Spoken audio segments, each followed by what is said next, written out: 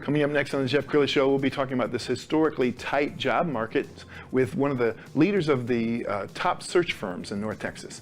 That's next.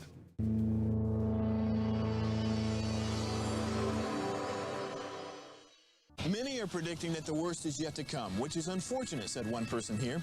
Until now, they've enjoyed the reputation of being the nation's icebox. Watched a burglar in his home this morning by webcam. As a journalist of over 25 years, stories are what make my world turn. Reporting live from the Dallas newsroom tonight, Jeff Crilley, Fox 4 News. But in 2008, I took the jump from my familiar life and started a PR firm from my home. We're talking about anyone with a camcorder like the one I'm using becomes a television network. We started slowly growing the company, and we now have over 100 clients, and we've branched into the world of live digital broadcasting. I now own 8 different TV studios and have a huge team, and the stories that I now get to share are sometimes the most important of my life. Life has a funny way of coming around full circle. This is the Jeff Crilley Show. Well, what a difference a year makes. You remember about a year ago, they were just laying off people right and left. The country was in trouble. Then it came roaring back, and we have really one of the tightest job markets in recent memory. To talk about that today, Chris Brown, he is the managing partner of RJ Byrd Search Group. Thank you for coming on the show. Thank you, Jeff. It's good to see you again. Right, yeah. You and I have known each other for almost a decade now, and I can't remember a time when you've been running around like you are right now to fill these jobs. Describe the job market that you're seeing. It is as tight as I've ever seen it. This is my 26th year in the industry, and it's just, it's been tough. You know, last year was kind of scary. March and April, wasn't sure what the future held, and it started picking up. And so we had a really good second half of 2020, and then coming straight into 2021, it's just been going like gangbusters. And so we're overloaded. There's lots of opportunity out there, and it's been good for us all year, but it's also very challenging for us all year. So we're working more hours and more days than we have in a long time.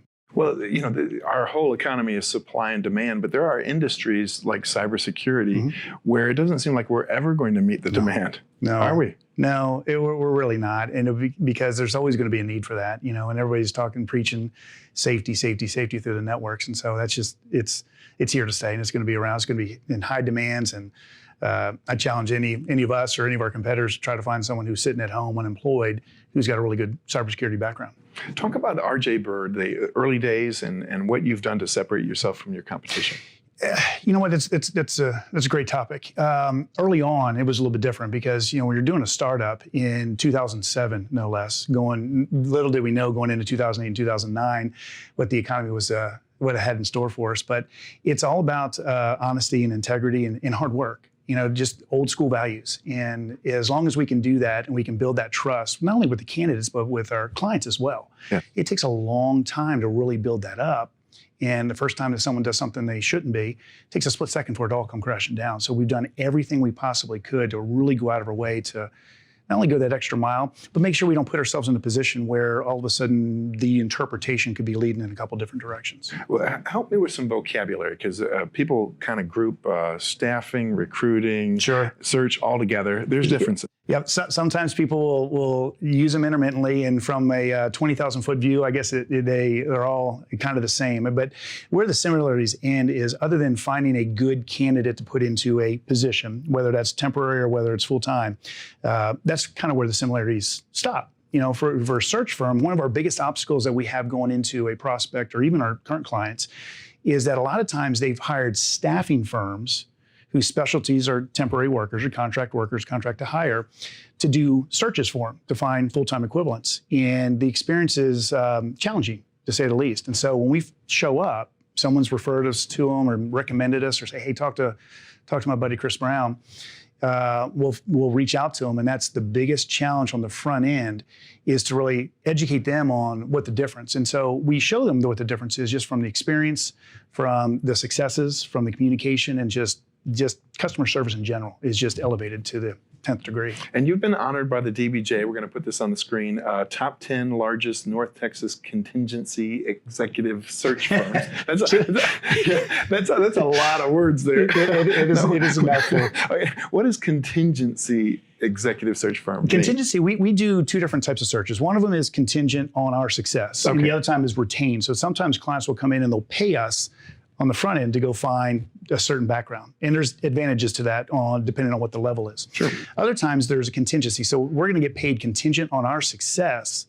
And so the client won't pay us until we actually take that position to market, go find candidates for them. They can send them through the interview process and they choose one of them. They make them an offer, they accept, and they start on today, Monday. Yep. And then you build a client. So it's contingent on your success. And one of the reasons you guys are so successful, you mentioned honor and integrity. I know that there are folks out there that they just want a warm body in that seat as fast as possible, but your relationship with the client can be jeopardized if your candidate fails within the first month, right? Yep, you're exactly right. So really what you want to find out from them is, do you want an individual quickly, or do you want the best candidate for the position?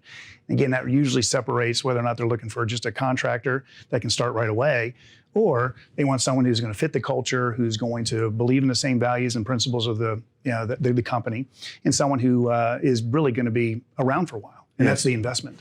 We're going to put on the screen some recent job postings off of your website. Are there areas that you guys specialize in?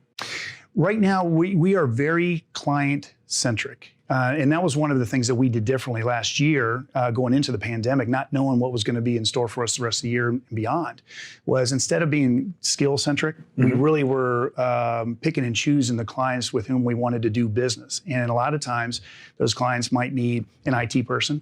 They also might need a financial person or even a construction individual. So we've got sales positions open, we've got operations positions open, we've got construction, we've got financials.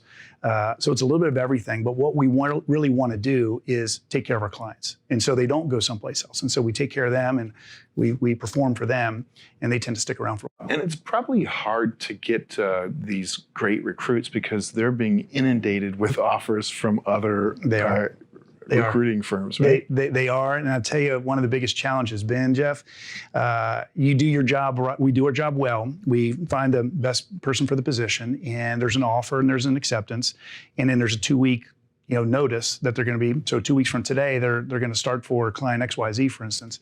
And a lot of times what happens is their current employer realizes how tough it is and how much it's going to cost them and how long it might take. And they are throwing money at these guys left and right just to stay. And so we've seen some just craziness with just 2 and 3 year, experienced individuals that are making way more money than they ever thought they would, especially at this point in their career. And what about ghosting interviews or just disappearing? Does that happen? We're seeing that, and if you stay up with the publications, it's happening all over the country.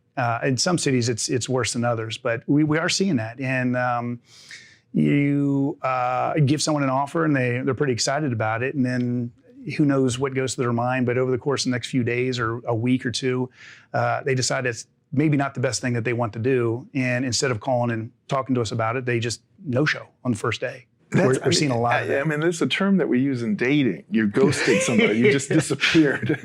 But it's happening in business as well. Another reason that I invited you on the show is that you and I are both passionate about EO Dallas. So we're going to put some video up on the screen, but I want you to describe EO Dallas. EO Dallas, Entrepreneurs Organization.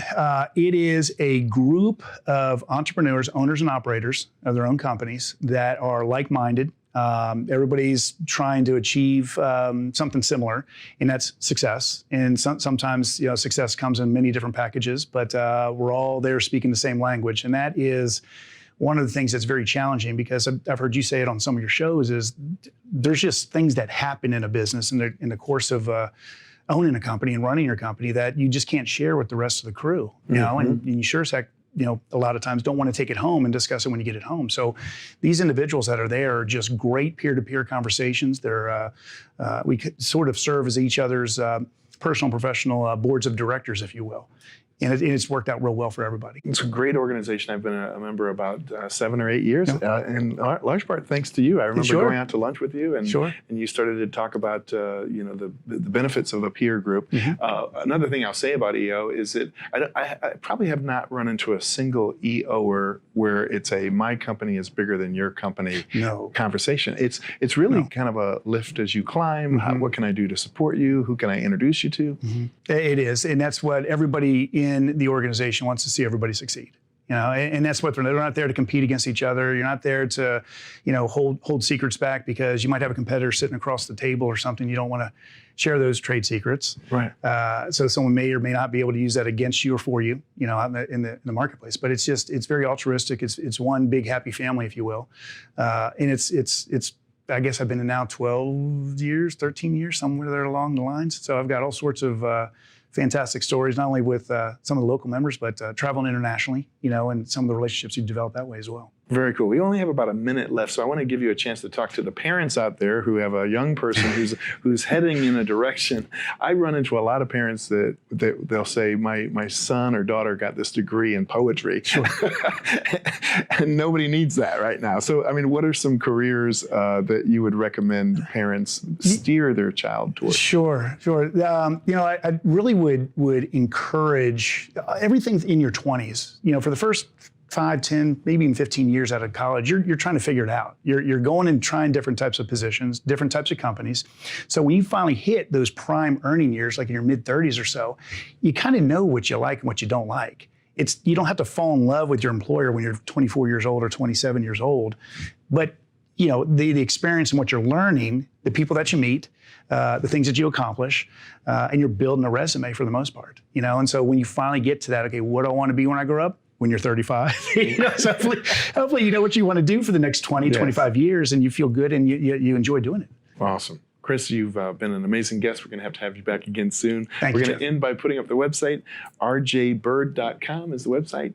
Chris Brown, thanks for coming on the show. Thanks, Jeff. You bet. And that's it for now. We'll see you next time.